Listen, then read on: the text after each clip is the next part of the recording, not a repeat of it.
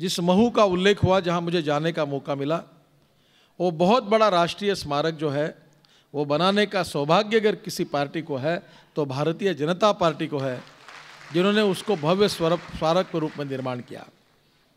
जिसका उल्लेख किया गया कि नागपुर की दीक्षा भूमि पर कि जहां बाबा साहब अम्बेडकर जी ने बौद्ध धर्म की दीक्षा ली। तो मैं जब नागपुर का पालक मंत्री था,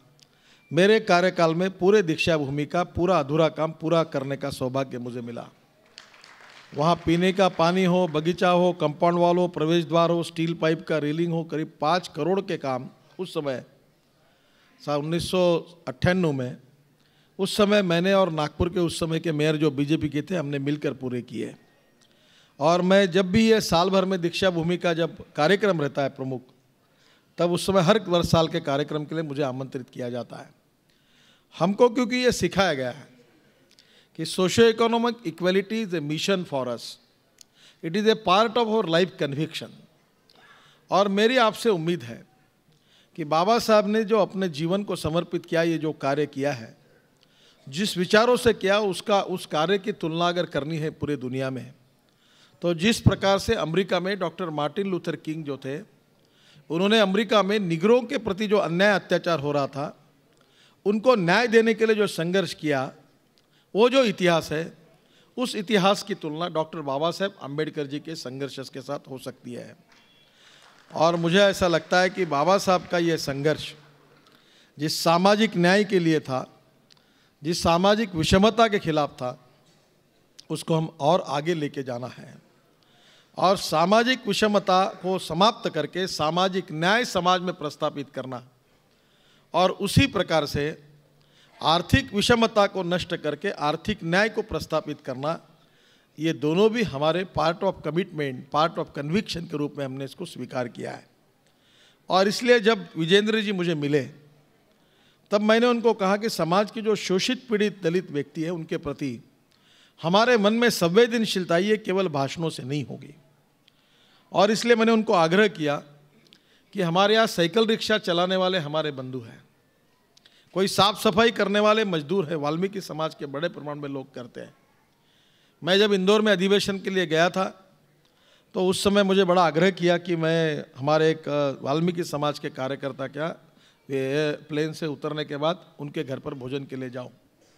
तो मैंने कहा मेरी एक ही कंडीशन है। तो बोले बताइए। बोला फोटोग्राफर मत लेके आइए, मीडिया को मत बताइए। और उस दिन इंदौर में जाने के बाद, भव्य शोभा यात्रा निकलने के बाद, मैं, मुख्यमंत्री जी, हमारे प्रमुख नेतागण और हम लोग उस परिवार के घर में भोजन के लिए गए और इतना अच्छा कार्यक्रम हुआ। उनके घर में जैसे दिवाली थी और हम सब लोगों ने वहाँ खाना खाया, उस बस्ती में खाना खाया, पूरी बस्ती में आनंद था और पूरे घर के लोग बड़े आनंदित थे। उन्होंने अपने फोटोग्राफर से फोटो कैमरा से फ़ोटो निकाले, पर बाहर वाले मीडिया को हमने अलाउ नहीं किया था, क्योंकि ये कोई नाटक कर रहा है, अपनी प्रतिमा को सुधारने की कोशिश कर रहा है, ऐसा नहीं। जो हमने किया वो हमारा नैसर्गिक रिएक्शन था,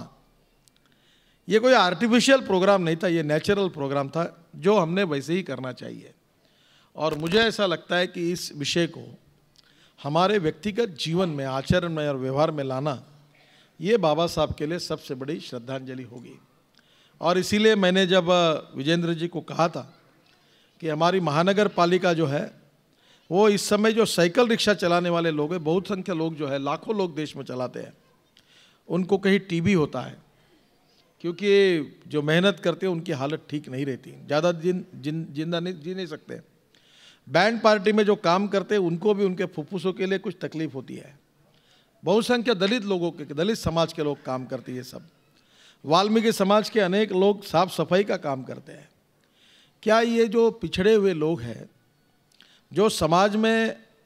आज इस प्रकार का काम कर रहे हैं, क्या उनके प्रति हमारे मन में संवेदनशीलता है?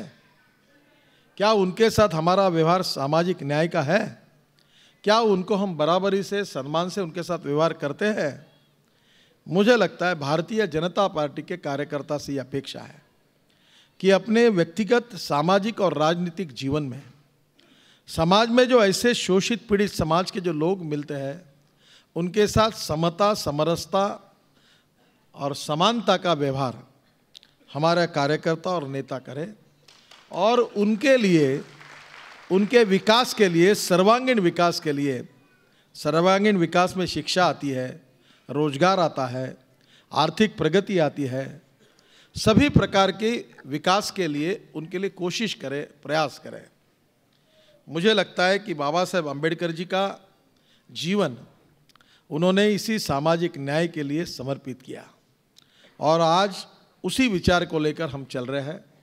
और उस विचारों को लेकर हम आगे जब चल रहे हैं तो मुझे कभी कभी बड़ा दुख और दर्द हुआ। एक राज्य में गया था तो मुख्यमंत्री ने अपनी प्रतिमाएं बड़ी बड़ी करोड़ रुपए खर्चा करके खड़ी की।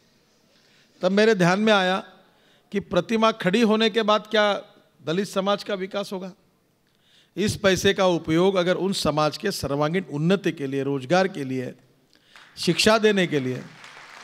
आज दलित समाज के लड़कों को लैपटॉप और कंप्यूटर देने के लिए, विज्ञान तंत्र विज्ञान सिखाने के लिए, व्यवसाय विमुख तांत्रिक शिक्षण देने के लिए अगर खर्चा होता तो लाखों लोग उसमें से कितने अच्छी तरह से शिक्षा लेकर आगे जाते। कभी कभी ये जो दलित राजनीति है इसका भी एक नया आयाम आज देश में आया है। माइनॉरिटी और दलित दोनों के राजनीति का वोट बैंक के लिए उपयोग करने के लिए कांग्रेस पार्टी ने लगातार विषमता की बीज जो है वो बोने का काम किया है और इसलिए समाज में वो नहीं चाहते कि एकता प्रस्थापित हो, वो नहीं चाहते कि विषमता दूर हो। हमने कहा है कि संस्कृति सबकी एक चिरंतन पुरखे जिसके हिंदू है, विराट सागर समाज अपना हम सब इसके बिंदु है। ये पूरा समाज हमारा है और हमें समाज, एक समाज के, हमारा खून एक है, हमारी विरासत एक है, हमारा इतिहास एक है, हमारी संस्कृति एक है और इसलिए हम ऐसे समाज का निर्माण करेंगे कि जो छुआछूत, अस्पृश्यता, जातीयवाद से मुक्त हो, मानवता के आधार पर, समानता के आधार पर, संवेदनशीलता के आधार पर समाज में सबके साथ हमारा व्यवहार हो और सामाजिक न्याय ये हमारी राजनीतिक कार्यकर्ता के रूप में, एक पॉलिटिकल कमिटमेंट के रूप में हम उसको स्वीकार करके जीवन में काम करें। मुझे लगता है उसी का आज के कार्यक्रम में हुआ कि संवेदनशीलता का परिचय देकर दिल्ली प्रदेश ने कुछ ऐसे दलित समाज के लड़कों को जो आगे पढ़े और अच्छा काम करे इसके लिए उनको स्कॉलरशिप दी। ये संवेदनशीलता का परिचय है। जो फिल्म बताई गई वो भी बहुत अच्छी है और डॉक्टर बाबा साहेब अम्बेडकर जी जैसे ज्येष्ठ व्यक्ति को अगर सही श्रद्धांजलि है तो यही है कि हम सामाजिक विषमता और आर्थिक विषमता से मुक्त, सही अर्थ में सामाजिक न्याय और आर्थिक न्याय को प्रस्थापित करें, गरीब और अमीर के बीच में जो रेखाएं बढ़ी है उसको कम करें और जात के आधार पर भी छुआछूत, अस्पृश्यता बढ़ी है उसको समाप्त करें और सही अर्थ में एक समाज के रूप में हमारे देश को विकसित करके हम भारतीय समाज के रूप में जो सही अर्थ में जातीयवाद से मुक्त है, भय, भूख और आतंक से मुक्त है, जो सुखी, समृद्ध, संपन्न है, सबके साथ समान न्याय है, ऐसे भारतीय समाज की निर्मित के लिए हम लोग सही में प्रयास करें और जिस दिन ये सही अर्थ में हमारा सपना पूरा होगा वही बाबा साहब को सही श्रद्धांजलि होगी। मैं बाबा साहब को बहुत बहुत श्रद्धांजलि अर्पित करता हूँ और आप सबको भी विशेष रूप से ये कार्यक्रम के लिए धन्यवाद देता हूँ। बैसाखी का उल्लास और अच्छा आनंद का माहौल है, उसकी भी शुभकामनाएं देता हूँ और जालियांवाला बाग में जिन लोगों शहीद हुए हैं और जिन्होंने इस देश के लिए कुर्बानी दी है उन लोगों को भी याद करके श्रद्धांजलि अर्पित करके मैं अपना भाषण समाप्त करता हूँ। धन्यवाद।